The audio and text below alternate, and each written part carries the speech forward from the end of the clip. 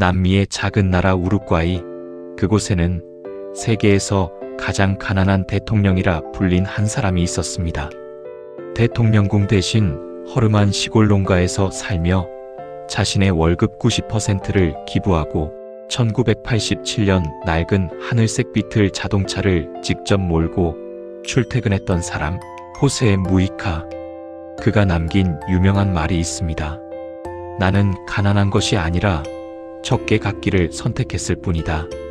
인생을 물건 사는데 쓰느라 자유를 허비하고 싶지 않기 때문이다. 그 가진 것이 적어서가 아니라 욕심이 적었기에 자유로운 사람. 많은 이들이 그의 소박한 삶과 청빈함에 찬사를 보냅니다.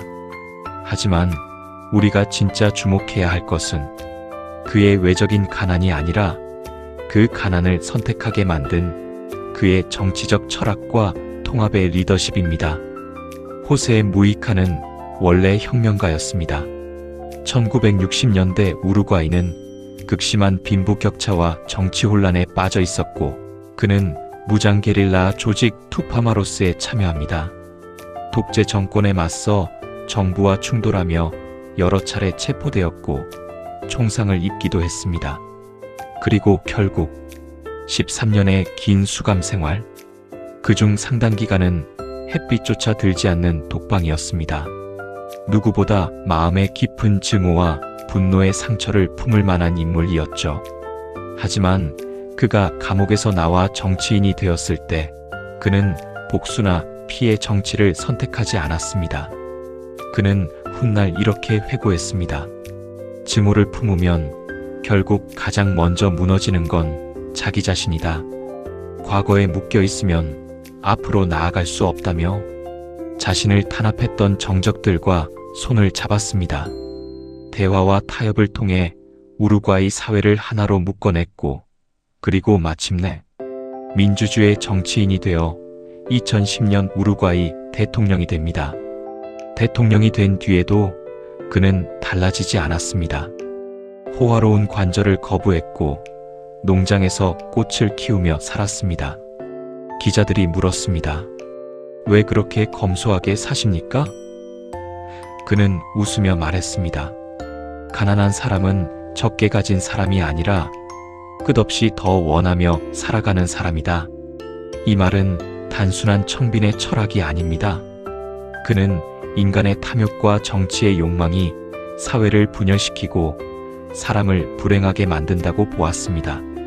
2015년 대통령직에서 퇴임할 때에는 취임할 때보다 높은 65%의 국민적 지지를 받았습니다. 국민들은 눈물을 흘리며 그의 재선을 강력하게 요구했고 헌법을 개정해서라도 그를 더 붙들고 싶어 했습니다. 그는 재선 출마를 사양했고 다시 자신의 낡은 비트를 타고 시골 농가로 돌아갔습니다. 그렇다면 오늘날 우리가 살아가는 현대 사회의 정치는 어떤 모습을 하고 있습니까? 무이카가 보여준 통합의 철학과는 정반대의 길을 걷고 있습니다. 전 세계가 정치적 양극화라는 심각한 질병을 앓고 있죠. 정치적 양극화란 단순히 의견이 다른 것을 넘어 상대 진영을 틀린 존재가 아니라 타도해야 할 악으로 규정하는 현상입니다. 정책보다 누구 편인가를 먼저 묻고 상대편이면 무조건 악이라고 생각합니다. 필터 버블 알고리즘은 우리가 보고 싶고 듣고 싶어하는 정보만 골라서 보여줍니다. 확증 편향, 내 믿음을 지지하는 정보만 흡수하고 다른 의견은 가짜 뉴스로 치부해버립니다. 그 결과 중간지대는 사라지고 양극단만 남았습니다. 정치는 사회적 갈등을 해결하는 조율사가 아니라 갈등을 먹고 자라는 괴물이 되어버렸습니다. 그리고 한국 사회 역시 예외가 아닙니다. 서로 다른 의견은 토론이 아니라 적대가 되었고 정치는 공존보다 증오를 먹고 성장하고 있습니다. 첫째, 감정적 양극화의 심화입니다. 이제는 상대 진영의 정책이 싫은 게 아니라 상대 진영의 사람 자체가 싫은 단계에 이르렀습니다. 정책적 견해가 다르면 밥도 같이 먹기 싫고 친구, 가족 간에도 대화가 끊어집니다. 상대방의 존재 자체를 거부하는 감정적 적대감이 사회 전체를 지배하고 있습니다. 둘째, 갈등을 동원하는 혐오 마케팅입니다. 정치권과 일부 미디어는 표를 얻고 조회수를 올리기 위해 갈등을 부추깁니다. 세대 갈등, 젠더 갈등, 지역 갈등, 계층 갈등을 교묘하게 자극합니다. 합리적 정책 대결은 사라지고 저쪽이 집권하면 나라가 망한다는 식의 공포 마케팅과 낙인 찍기, 비하 발언만 난무합니다. 말 그대로 혐오의 비즈니스화입니다. 셋째,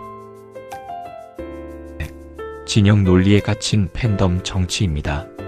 내가 지지하는 정치인은 어떤 잘못을 해도 감싸고 상대 정파는 작은 실수도 집요하게 공격합니다.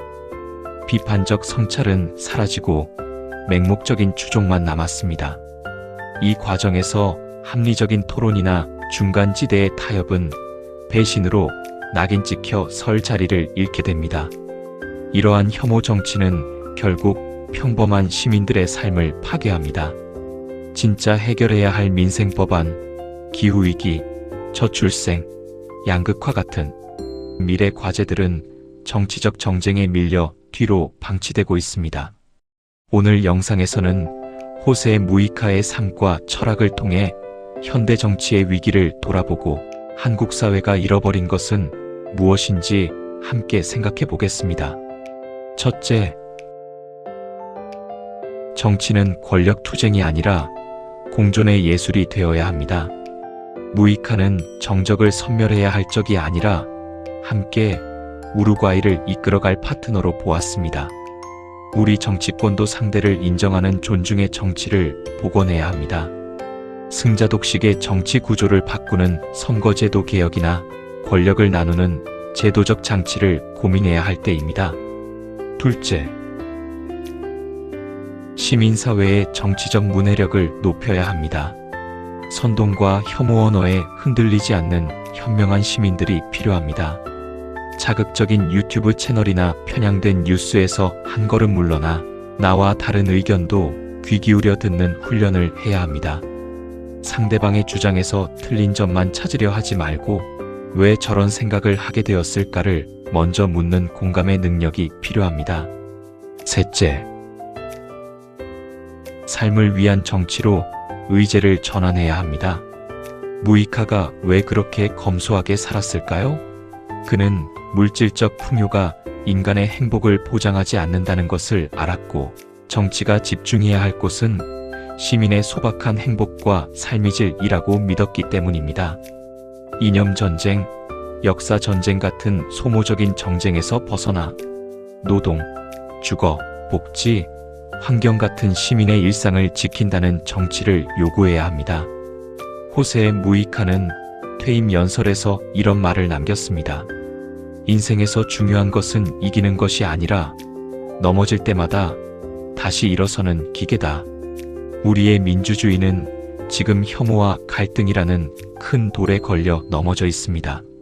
하지만 우리는 다시 일어설 수 있습니다. 상대를 증오하는 정치의 끝에 남는 것은 황폐해진 공동체와 깊어진 상처뿐입니다. 이제 우리는 증오의 정치를 거부해야 합니다. 대화하고 타협하며 서로의 다름을 포용하는 정치를 시민의 힘으로 만들어가야 합니다. 대통령궁을 버리고 국민의 곁으로 내려왔던 무이카. 퇴임 후에도 작은 농장에서 평범하게 살아갔습니다. 권력을 떠난 뒤에도 그의 삶은 변하지 않았습니다. 어쩌면 그래서 사람들은 그를 정치인이 아니라 한 명의 어른으로 기억하는지도 모릅니다. 오늘 영상이 여러분에게 작은 생각의 계기가 되었기를 바랍니다. 나는 지금 사람을 미워하고 있는가? 아니면 문제를 해결하려 하고 있는가? 시청해주셔서 감사합니다. 정치란 국민을 위한 봉사입니다. 권력은 특권이 아니라 책임입니다. 권력은 사람을 변화시키지 않는다. 단지 그 사람의 진짜 모습을 드러낼 뿐. 민주주의의 기초는 나와 다른 생각을 가진 이에 대한 존중과 이해이다.